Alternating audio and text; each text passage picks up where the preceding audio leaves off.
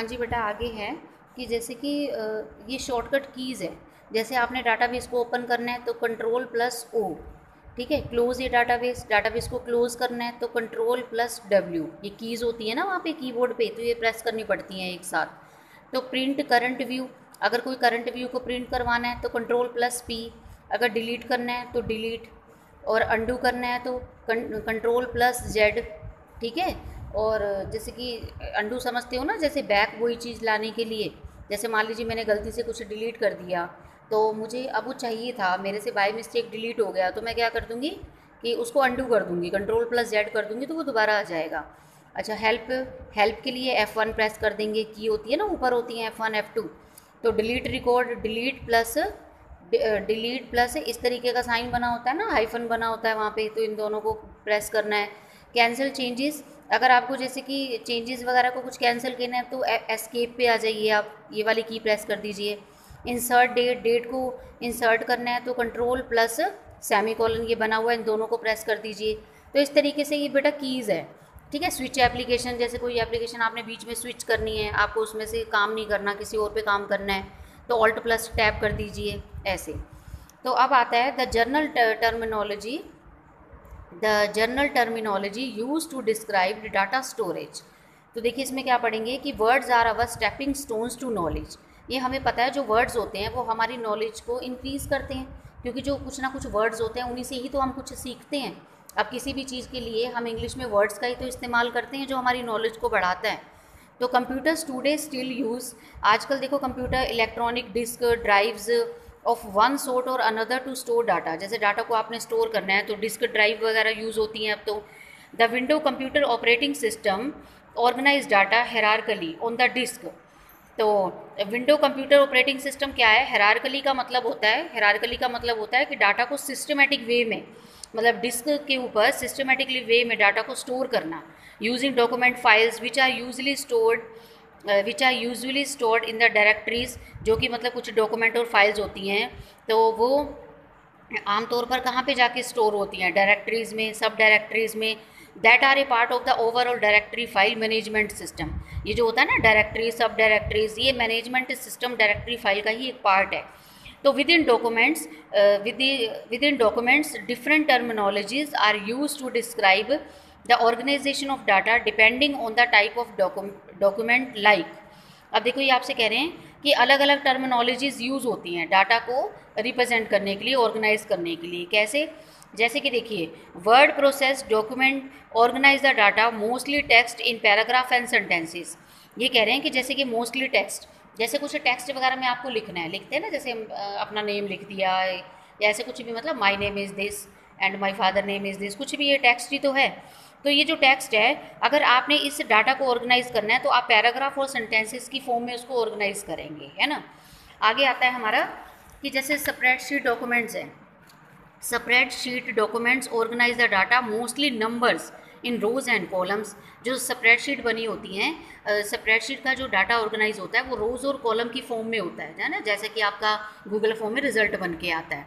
तो database organise the data of all kind into records and field.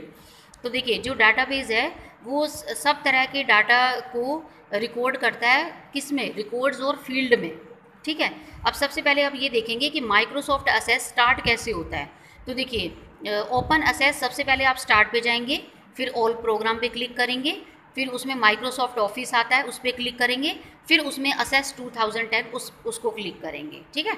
मतलब वो तो MS असेस वो तो वर्जन के हिसाब से है ना, कि अब जैसे लेटेस्ट वर्जन उसमें इंस्टॉल होगा तो लेटेस्ट वर्जन हम ओपन करेंगे, जिस हिसाब से होगा, है ना। ये 2010 का है तो ये 2010 ओपन हो रहा है, तो जो भी लेटेस्ट वर्जन उसमें इंस्टॉल होता है वही सॉफ्टवेयर हम ओपन करते हैं, ठीक है। तो पहले आपको स्टार्ट पे जाना है, फिर ऑल प्रोग्राम, फिर माइक्रोसॉफ्ट ऑफिस, फिर असेस 2010। तो click on the file menu, फिर आप फाइल मेन्यू पे क्लिक करेंगे एंड फ्रॉम द मेन्यू वहाँ पर आप न्यू को सिलेक्ट करेंगे। जैसे फाइल मेन्यू पे क्लिक करा, वो ओपन हो गया, फिर वहाँ पे आप न्यू को सिलेक्ट करेंगे। तो assess now present with you with the getting started with Microsoft assess screen. तो आपके सामने ऐसी स्क्रीन आ जाएगी वहाँ पर बेटा, इस तरीके से, ठीक है। ये ऊपर वाला टाइटल बार होता है, ये हमें पता है। और फिर ये देखिए यहाँ पे फर्स्टली आपको क्या करना है, सबसे पहले first click on the browse button, यहाँ पे एक ब्राउज बटन होता है। आपको यहाँ पे क्लिक करना है to set up folder, folder को सेट करने के लिए where you want to save the new database. ठीक है, जहाँ पे आप न्यू डाटाबेस को सेव करना चाहोगे, सेव करोगे, उस फोल्डर को सेट करने के लिए आपको यहाँ पे क्लिक करना है। सेकेंडली फिर क्या करना है, second type the name of the new database here. यहाँ पे न्यू डाटाबेस का नेम देना है, जो भी आप दोगे, डाटाबेस 1, डाटाबेस 2, डाटाबेस 3, ठीक है, जो भी मतलब अकॉर्डिंग टू योर विश जो भी देना चाहते हैं।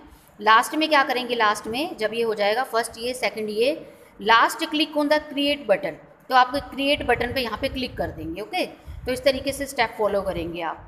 तो before you type the name for the new database का नेम टाइप करने से पहले you need to locate where you want to save it on your disk. सबसे पहले तो आपको ये लोकेट करना होगा कि आपको अपनी फाइल्स या डॉक्यूमेंट्स को कहाँ सेव करना है जाके। ठीक है, you want to save it on your disk, कहाँ पे डिस्क में आप स्टोर करना चाहेंगे। तो for the first step click on the browse button next to the file name box. सबसे पहले आपको ब्राउज बटन पे क्लिक करना है। ठीक है, browse button next to the file name box. ठीक है, उसके बाद नेक्स्ट फिर फाइल नेम बॉक्स। तो इन फाइल नेम बॉक्स में क्या करना है आपको, ये डायलॉग बॉक्स आ जाएगा। तो फाइल नेम डायलॉग बॉक्स में locate the work file for office 2010 folder, फिर आपको उसमें से फोल्डर लोकेट करना है। फोल्डर उन्होंने कहा था ना कि पहले, फिर सेकेंडली आपको ये भी तो देखना है कि आपको सेव करना कहाँ पे है, फिर ओपन इट, फिर उसको आप ओपन करेंगे। Now double click to open the data files folder, फिर आप डाटा फाइल्स को ओपन करने के लिए डबल क्लिक करेंगे फोल्डर पे, डबल क्लिक कर दीजिए। तो insert the data files folder, you need to create a new folder for the database you are going to build. Insert the data files folder, data files folder को insert करने के लिए you need to create ए, आपको एक new folder बनाने की ज़रूरत होगी डाटाबेस के लिए। ठीक है, तो आप उसको बनाएंगे। Here are the step to remind how you to create a new folder for your database. अब ये कुछ स्टेप हैं कि आप अपने डाटाबेस के लिए न्यू फोल्डर कैसे क्रिएट करेंगे, ये उसके स्टेप्स हैं, ये मैं आपको आगे बताती हूँ फिर।